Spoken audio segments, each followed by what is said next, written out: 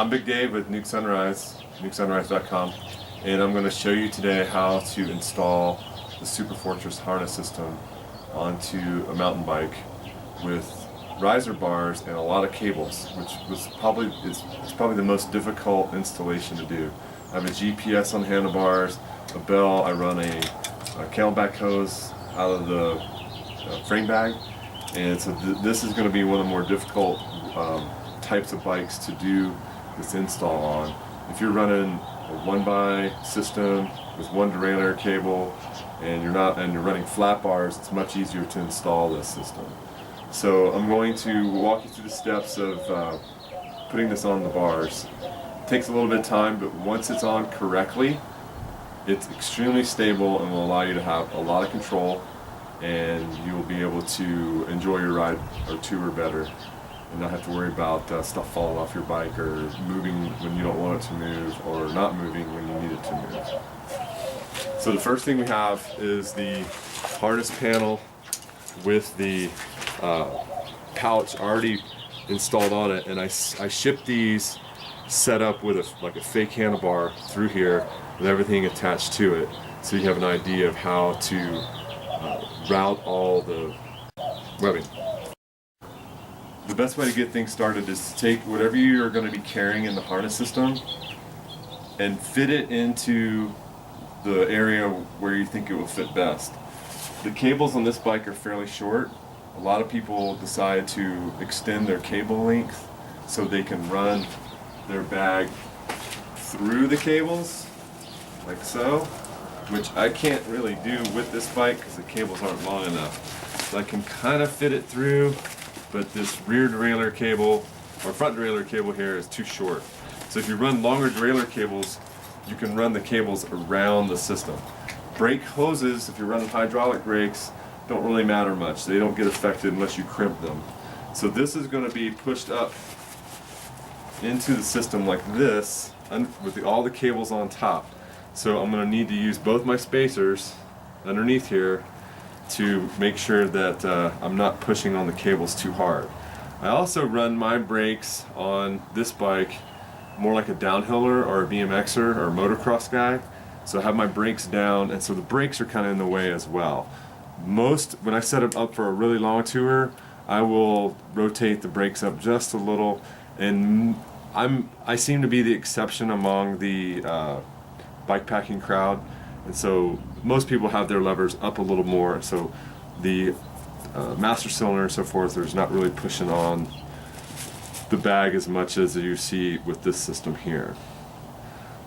So let's start by we know that everything's going to go underneath the cables and pushing the cables up, and I'll take the harness panel and pouch and attach it first.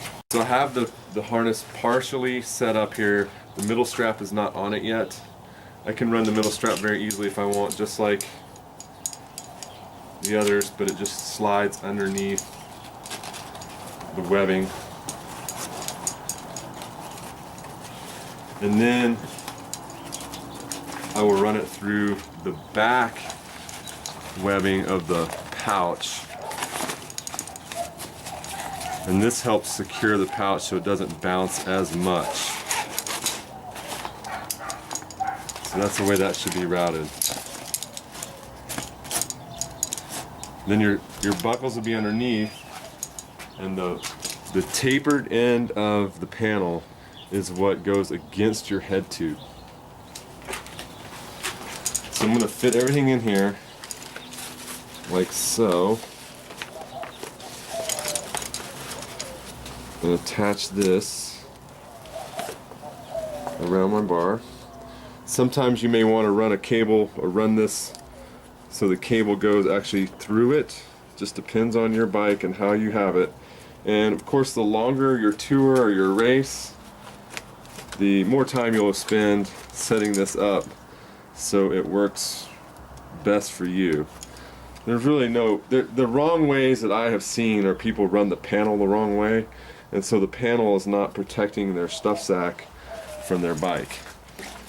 And so this is going to sit a lot like that, and being a riser bar is going to cause it to droop a little more or squish down into it. All right, so now I've got this on. It looks like I've got plenty of clearance under here, and I have a panel area to where my stuff sack will fit and it'd be protected from all the monkey motion that takes place with the handlebars and so forth. Now the next part is to make sure that I do have a piece of Velcro one wrap that will go around the middle strap and attach either to the head tube of the bike or around the stem of the bike. So there's a variety of ways you can do that. So you can put that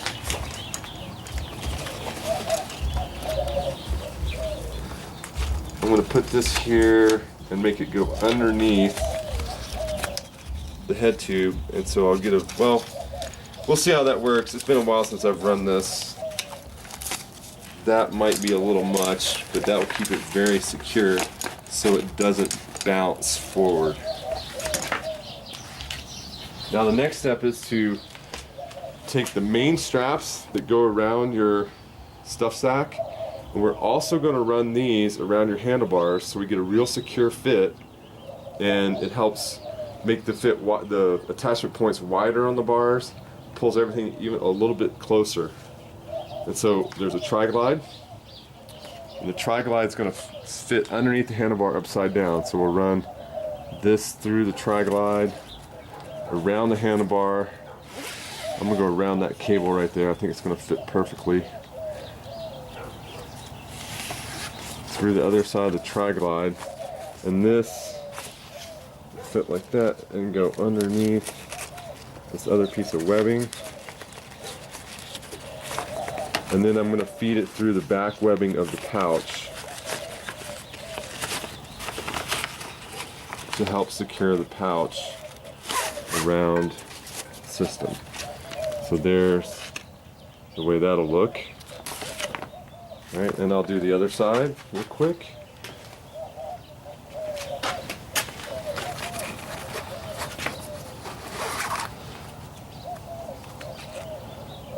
With the tri-glide facing up, feed it through. I'm going to go outside my GPS mount here and through here, back through the webbing and into the webbing of the pouch again, and last bit of webbing through the pouch. And now I have my 3 straps ready to, well, almost ready. We have one more thing. We have our keepers. There are 3 keepers to keep your straps from flapping around a lot. A lot of people don't use these, they just tuck them in, but I include them just to keep things neater. If you're running a suspension fork, you definitely need to be aware of the fact that your suspension is going to compress, and it may rub your stuff sack. So most people are limited to about a 6-inch diameter stuff sack. That's the size of the stuff sack that I make, and try to keep it no bigger than that. Bigger than that, you're probably doing winter touring, and winter touring would mean a rigid fork bike, and you wouldn't have to worry about the compression. You would only need a couple inches above your stuff sack, between your stuff sack and your tire. Okay, so now I'm ready to, I can unbuckle the male end of the buckle and feed this through. And these are locking. I use locking buckles for a really secure fit. These are ITW buckles. These are the best buckles on the market that I've found. Extremely durable. If you ever need replacements or anything like that, send me a message. I can get some replacements to you. If you lose parts, I can help you out with that too. Alright, so locked, they won't move, and unlocked, they still won't move unless you tilt it and slide it. So they work just like a regular slider, but then have the locks on them. Alright, so now I'm going to put my stuff sack in here.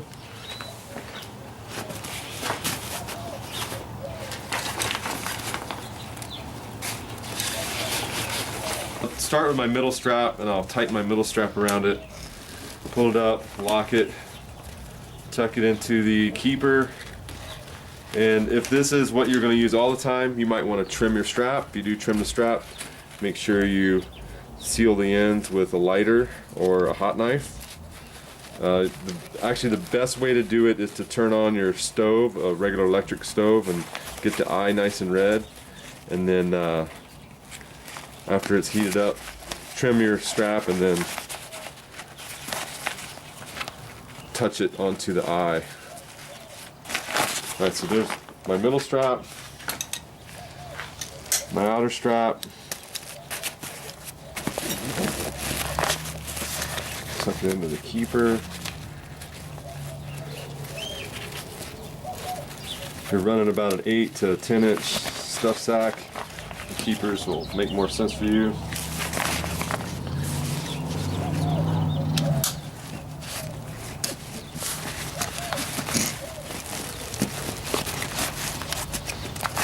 Tighten this one up a little more.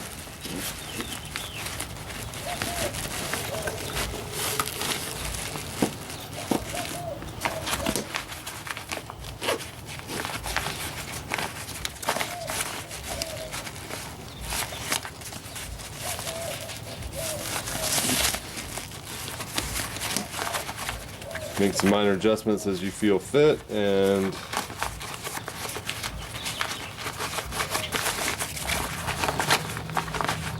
you're ready to go. So this is very secure. You got this around your bars. You can tighten that up more if you need to. Like I said, this is the most difficult setup, the high-rise DH style bars with a lot of bend to them. Are a little harder to do. If you have a flat bar, which most bike tourist guys have, or if you have Jones H bars, those are great to set up with this system. Very simple. You have a lot of attachment points. Just spend some time figuring it out. So the idea of the system is to make sure that you have it as secure as possible. Middle strap keeps everything tucked in, keeps your bag from sagging where the tire could rub. So, and if it did rub, it would rub on the buckle. That would be like the worst case scenario for you, and not into your stuff sack where you end up with some problems and wear through maybe your sleeping bag or whatever might be inside. The tri-glides are designed to keep this system from kind of spreading out, so if you run it through the tri-glides, this keeps it tucked in or keeps it kind of looped around better, and so you get more tension around the bag. Like I said, tilt your levers out more for touring, which I would do on this bike if I were going to spend more than a day on it. And you'll have a better fit, and consider running longer derailleur cables so you can run those around. And usually I'll run those underneath the stuff bag. I'll just kind of make them so they go through and around. And some of you run the silo feed bag, or you may run some other types of feed bags. The silo feed bag guide is designed to be very simple, and you can integrate it fairly easily into this harness system or other harness systems, and you should be able to integrate other feed bags into my harness system. So you've got these loops around it, and you can disconnect this portion and run it through one of the loops like so, and have it attached this way. And this is a little difficult to do, but once it's in, it's in. And so you don't have to use another piece of Velcro around your bar. So that's on. And then you would take your other strap and run it around the stem, of course, to hold it stable. And you could do the same thing on the other side with the feed bag, and run your feed bag on here. And only use one of the pieces of Velcro that I send with it. And of course, take your bottom strap and strap it around your fork, as you would with most feed bags that are on the market. But that's it. And I hope this helps people out. If you have any questions, feel free to send me an email, bigdave@nukesunrise.com. Or you can hit me up on the Facebook page for Nuclear Sunrise Stitchworks. And I'm available to answer any questions for you and help you out, make sure you're squared away so nothing happens to you, you don't lose any gear, and that you have a great tour or race. See you on the trail.